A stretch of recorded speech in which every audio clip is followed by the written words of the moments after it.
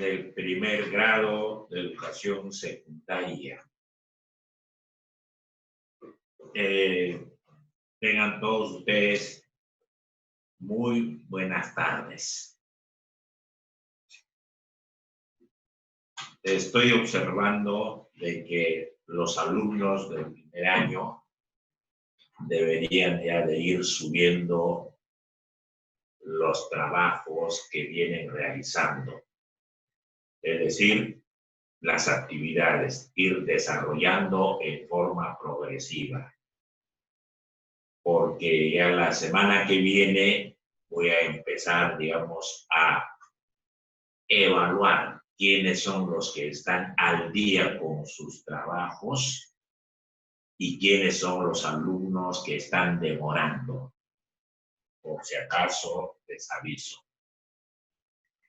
Se me ha venido a la mente con este tema que vamos a desarrollar.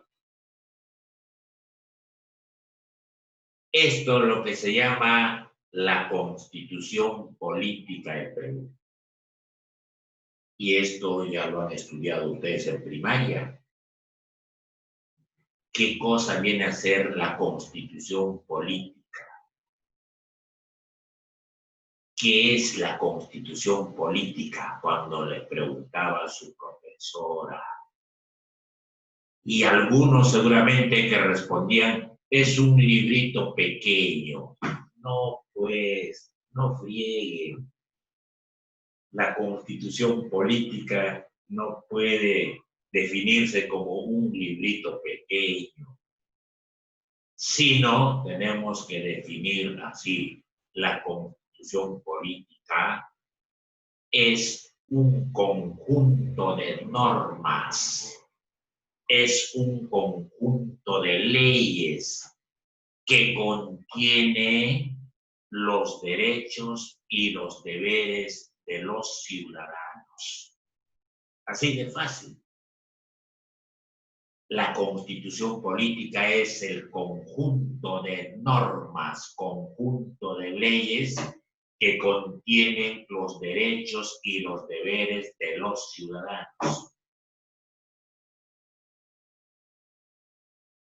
El artículo 1 de esta Constitución dice: la persona humana es el fin supremo de la sociedad y del Estado. Repito, el primer artículo de esta Constitución dice: la persona humana es el fin supremo de la sociedad y del Estado.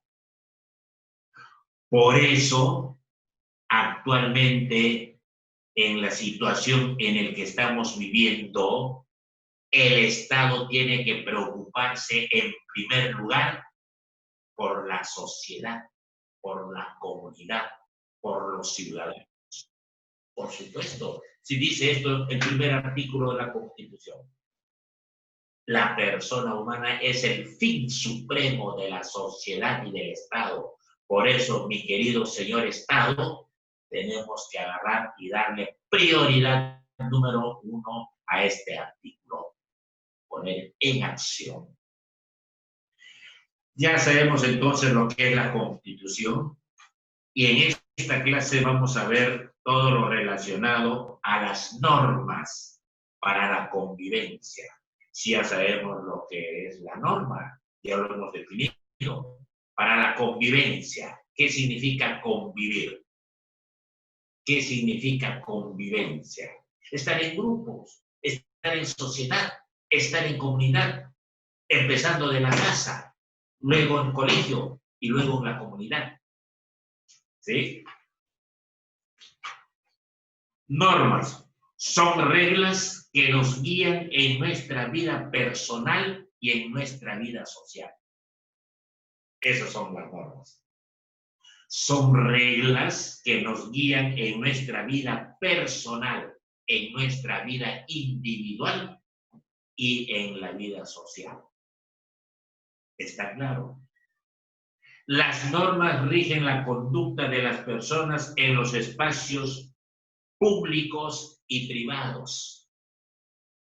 Privado, la casa, la familia. Espacios públicos, la plaza de armas. El origen de las normas. Cuando hablamos de espacios privados, un colegio particular, una institución educativa particular. Y cuando hablamos públicos, estamos hablando de una plaza de armas. Y cuando hablo de plaza de armas, se me viene a la mente la plaza de armas de Barranca. Y se me viene a la mente, con esa plaza de armas de Barranca, se me viene a la mente las plazas de armas que existen en los países de Grecia y de Roma. Justamente los romanos fueron los que crearon las normas, las leyes. Y los griegos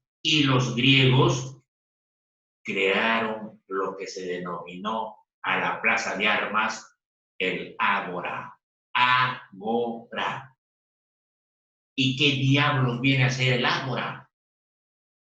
Un lugar público, un espacio público donde los ciudadanos, donde las personas tomaban asiento en las bancas y empezaban a charlar, empezaban a conversar, empezaban a dialogar para que detecten algún problema de su país, de su departamento, de su región, de su distrito, y luego conversaban, charlaban. Por ejemplo, un problema de mantenimiento y conservación de las vías públicas. Entonces, este diálogo se hacía realidad, ya sea el ente inmediato, o sea, el municipio, empezaba a sacar normas. Lo que se ha hablado, lo que se ha dialogado en la plaza de armas, se convertía en normas. A eso se le denomina el ágora, en actividad en donde dialogaban para detectar problemas y superar esos problemas a través de normas. Y eso es lo que me recuerda aquí en Barranca. Hay cualquier cantidad de bancas, la gente toma asiento. ¿Y por qué no dialogan? ¿Por qué no conversan sobre, detectan algún problema aquí en la ciudad de Barranca? Y luego hacer llegar una especie de documento al municipio para que el municipio agarre y lo convierta eso en normas. Así me parece que se creó la Universidad Nacional de Barranca. Alguien ha tenido que conversar, alguien ha tenido que charlar, alguien ha tenido que hablar aquí en Barranca. Y a la final le dijeron, ¿y por qué Barranca no puede tener su universidad? Si no, claro, entonces empecemos a trabajar. ¿Me han entendido? Listo, eso es en la cuestión pública. El origen de las normas. ¿Dónde diablos se originaron las normas? Existen reglas de comportamiento desde la antigüedad. Por ejemplo, ¿nunca ustedes se han preguntado el por qué una persona cuando nace, un chiquitín nace y lleva el apellido del papá?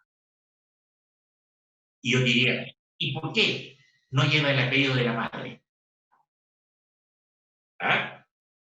¿Ustedes alguna vez se han preguntado eso? Papi, ¿qué hijita? ¿Por qué llevo tu apellido y por qué no llevo el apellido de mi mamá primero? Nunca se han preguntado, ni papá, ni mamá, ni hijos, no se han preguntado, pues. Eso del apellido del padre y después de la madre es producto de una norma, de una ley que se dio hace muchísimos de años. Por ejemplo, existen reglas de comportamiento desde la antigüedad. Nuestro apellido, ¿cómo y por qué lo llevamos? El apellido del papá. está tipificado en el artículo, en el antiguo derecho romano. Derecho romano, por eso cuando hablo de Roma siempre me acuerdo del derecho romano. En la ley de las 12 tablas del siglo V antes de Cristo se denominó la ley patriarcal. Lo hicieron en el siglo V antes de Jesucristo en Roma, que se denominó la ley patriarcal.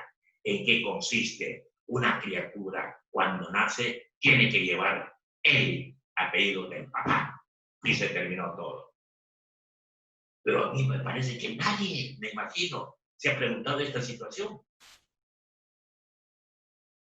Funciones de las normas. ¿Qué funciones tienen las normas? Eso que acabo de hablar sobre el apellido paterno es una norma. ¿Qué funciones tiene eso? Favorecen la convivencia. Convivencia es convivir, reunión, diálogo, conversación.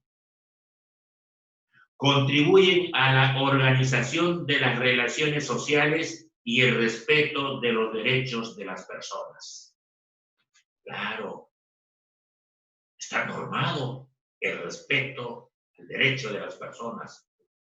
¿Y qué cosa viene a ser el derecho? Conjunto de normas, conjunto de leyes y deberes. Tenemos que agarrar y utilizar el deber de respetar el derecho, porque el deber viene a ser las obligaciones que tenemos.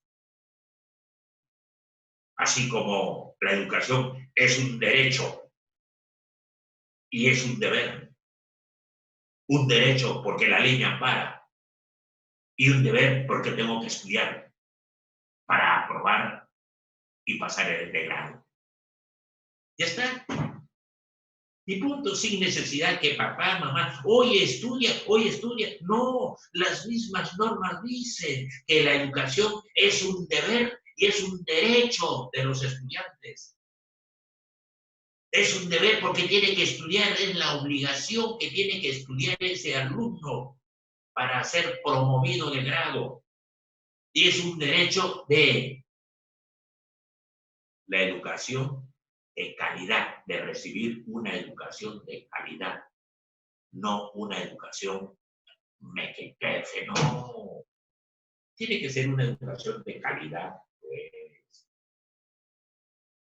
Las normas y sanciones, toda norma, ley, sanciones. ¿Y cuándo nos sancionan? Cuando faltamos a las normas. Por ejemplo, si yo no pago los impuestos que me corresponden de acuerdo a ley, y pum, ¿qué dice acá? Un alumno sabe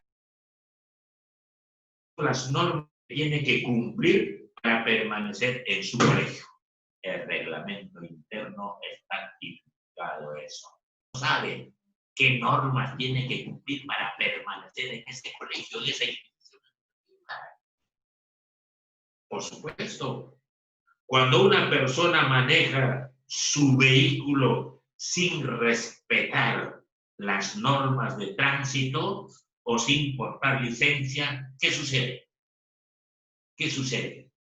Me sancionan, pues, o sancionan a esa persona, pues, porque no tiene la licencia, porque no tiene el brevete, porque no tiene documentos legales como para poder conducir un vehículo.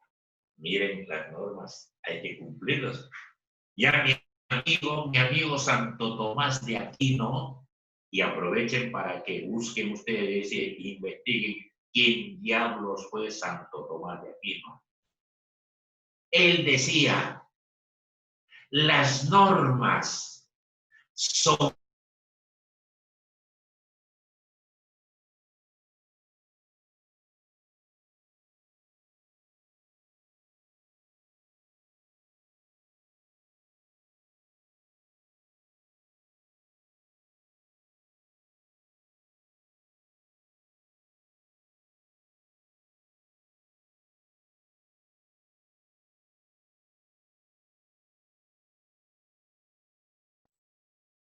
los usos y costumbres, formas de vestir, saludos, etcétera, etcétera. Es uno de los tipos de normas.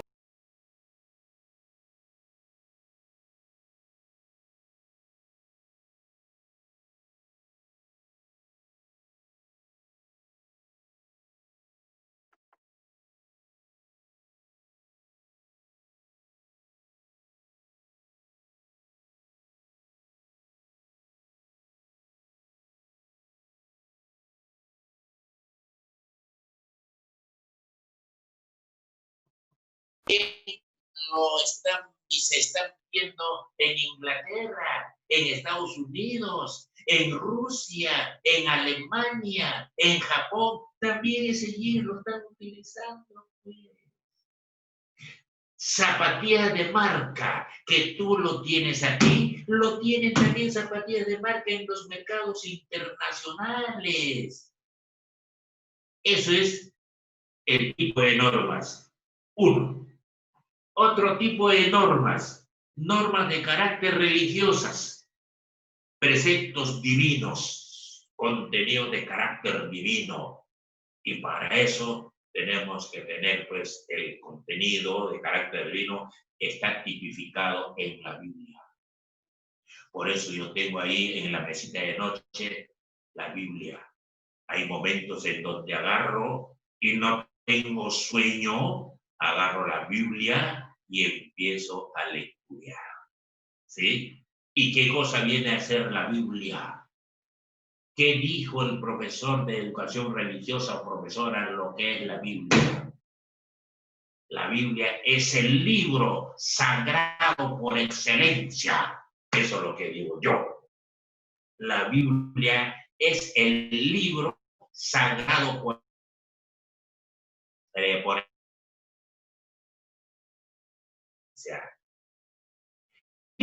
Así que de pasadita los invito a revisar a ustedes, ya sea el Antiguo o Nuevo Testamento. Cuando no tienen sueño, cuando no tiene sueño papá, no tiene sueño mamá, no tiene sueño los hermanos, ahí agarren la Santa Biblia y van a ver ustedes en 15, 20 minutos ya están roncando. ¿Sí? Eso es una estrategia. A ver si lo ponen en práctica. Normas éticas determinan el bien y el mal. ¿Qué cosa viene a ser la ética? Es una ciencia, es una parte de la filosofía, es una rama de la filosofía que se preocupa por el bien y por el mal. Por el bien, macanudo, pero por el mal tiene que indagar y preguntar a la moral y decirle quién es. La ética, ¿qué quieres? Responde la moral. Quiero saber por qué hay desajustes conductuales en ese sitio, en ese lugar, en ese espacio. Hay jóvenes reunidos, hombres y mujeres. ¿Por qué hay desajustes conductuales? ¿Por qué hay indisciplina? ¿Por qué hay bulla? ¿Por qué hay desorden? ¿Por qué hay caos? Pregunta la ética a la moral. ¿Y la moral qué responde? Ah, hay desorden porque no están cumpliendo las reglas, pues, no están cumpliendo las normas. ¿Y qué le dice la ética? ¿Y qué haces tú? ¿Por qué no haces que cumplan? Responde. Ah, ahí está el asunto. Normas técnicas, conducir un automóvil. Ya les he puesto un ejemplo. Y normas jurídicas también. Cuando hablo de principios jurídicos, se me viene a la mente Roma, porque Roma ha sido y es la madre que, donde aparece el conjunto de normas, de leyes. ¿Sí? Por eso, los estudiantes universitarios de Derecho, los que están estudiando Derecho, el ABC, tienen que aprender ellos del principio romano, de las normas. ¿Sí?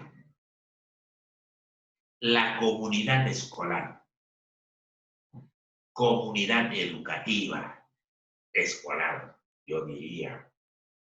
quienes conforman la comunidad escolar, quienes conforman la comunidad educativa en tu centro educativo, en tu colegio, en tu institución educativa. Ya tienes conocimiento seguramente. Pero aquí en forma genérica les voy a hacer de conocimiento, no solamente para que sepan ustedes en su colegio, cómo está constituida la comunidad escolar, sino a nivel de toda la provincia, ya sea estatales y o particulares. En primer lugar, para el profesor Ginés, los alumnos son los entes, son los alumnos los que deben estar en primera instancia. ¿Sí? En primer lugar. Uno, porque si no hay alumnos en una región, en una provincia, en un distrito, en una institución educativa, si no hubiese alumnos, no hay maestros, no hay profesores, no habría docentes.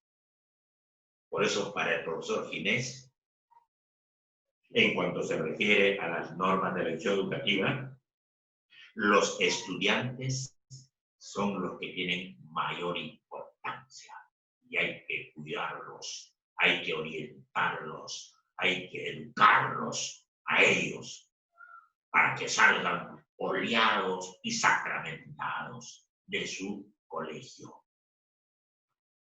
En segundo lugar, el personal directivo.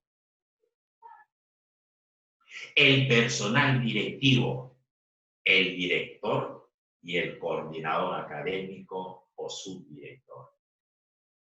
Claro, el personal directivo, el director tiene que manejar más el aspecto administrativo, más que el aspecto técnico-pedagógico. Y el subdirector o coordinador tiene que manejar más el aspecto técnico-pedagógico, más que el área administrativa. Ahí está el truco, ahí está el asunto. ¿Me están entendiendo? Repito, el director del colegio tiene la responsabilidad, mayor responsabilidad, el aspecto administrativo, un 80%, y el 20% el aspecto técnico-pedagógico. ¿Está claro?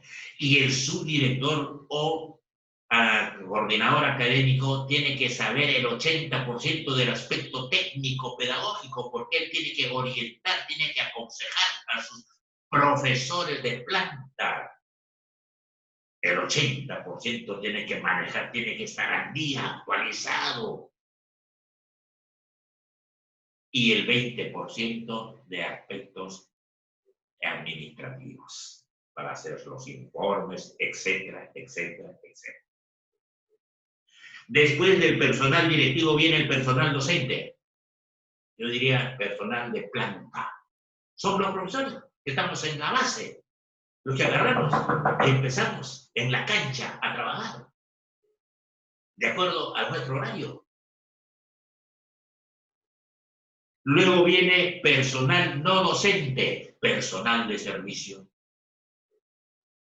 No docente, personal, digamos, que se está dedicando a otras actividades, como por ejemplo mantenimiento y conservación de la infraestructura educativa. Y para mí es muy importante la infraestructura educativa. Y yo sé por qué les digo. ¿Sí? Y el personal administrativo, que tiene que estar el brazo derecho del personal directivo. Es el brazo derecho. Señor secretario, señorita secretaria, haga usted esto. Y la secretaria tiene que entrar en funciones al toque.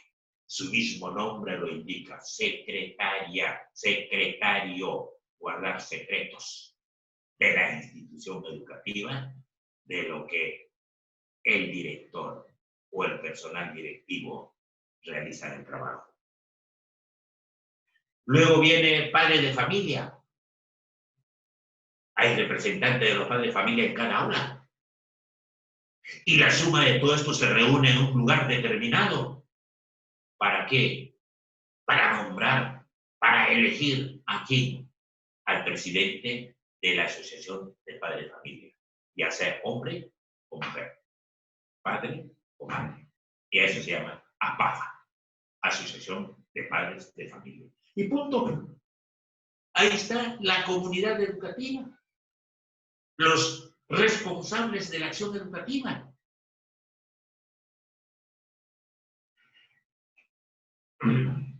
Listo, ahora vamos. ¿Y por qué no considerar a los exalumnos? ¿Por qué no considerar a los exalumnos? Se tiene que considerar también a los exalumnos que se organicen y que nombren su junta directiva y que pidan una inscripción de exalumnos en la institución educativa y que sea reconocido por las autoridades competentes. ¿Por qué no? Eso es saludable, eso es bueno. ¿Sí? Claro que hay reuniones de cuando en vez o de vez en cuando, pero ya tiene que ser algo legal.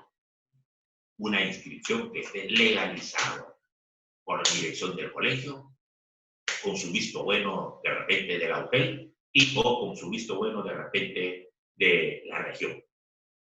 ¿Sí? Las normas en la institución educativa garantizan los derechos y deberes de la comunidad educativa. Claro, el Colegio Sagrado Corazón tiene su norma. El otro colegio tiene su norma. Colegio Divino tiene su norma. Cada colegio tiene su reglamento interno. Y el reglamento interno de los colegios no son homogéneos, son heterogéneos, porque cada colegio tiene su reglamento interno de acuerdo a su realidad.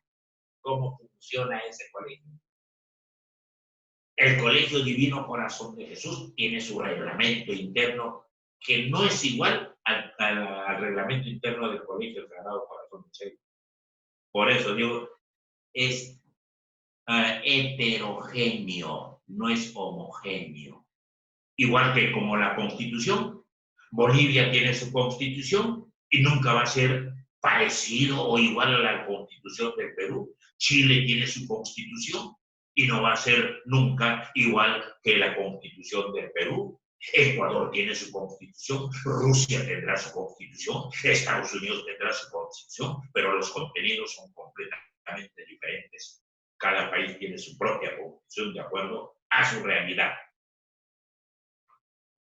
Preparar a los estudiantes para el cumplimiento de las normas sociales y las leyes.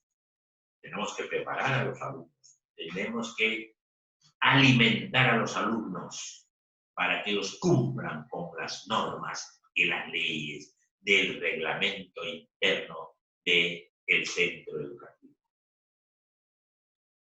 Crear un orden justo y equitativo que asegure las buenas relaciones, la convivencia y la paz que exista en el colegio. Convivencia y la paz. Profesores, alumnos, personal directivo, personal docente, padres de familia, exalumnos. Debe de haber convivencia y debe de haber paz, tranquilidad. En forma genérica en el colegio y en forma específica en el salón.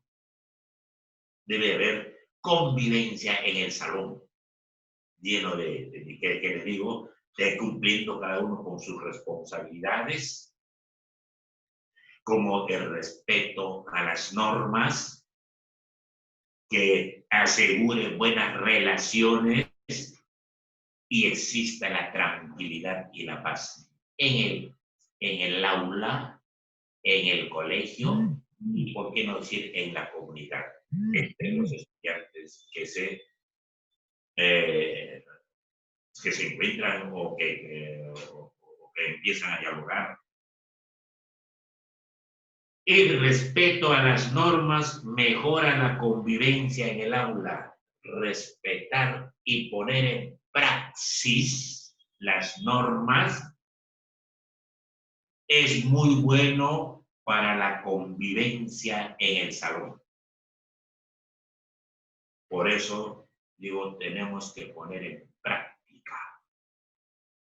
Quien no pone en práctica las normas y está faltando, tendrá que ser sancionado de acuerdo a cómo está tipificado esa norma.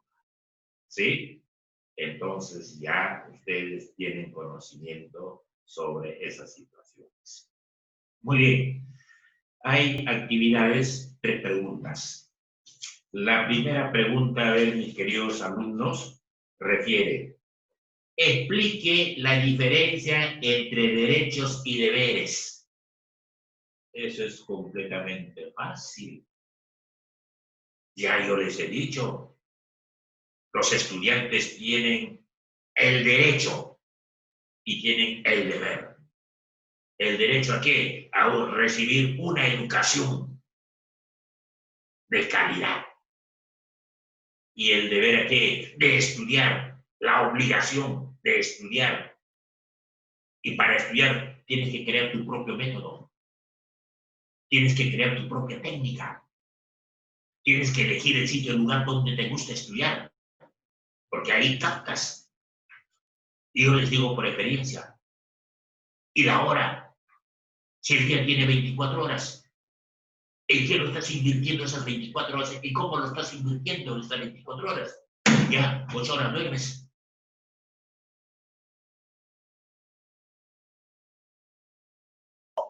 Agarra tu conclusión, pues, hijo, e interprete. Y pregunta número 3, ¿cómo está conformado la comunidad escolar de tu colegio? ¿Cómo está conformado la comunidad, la familia escolar de tu institución educativa? Ahí tendrás que decir, pues, número 1, número 2, número 3, número 4, etcétera, etcétera, etcétera. ¿Está claro? Muy bien. Ahí terminamos. Hasta la próxima. Gracias.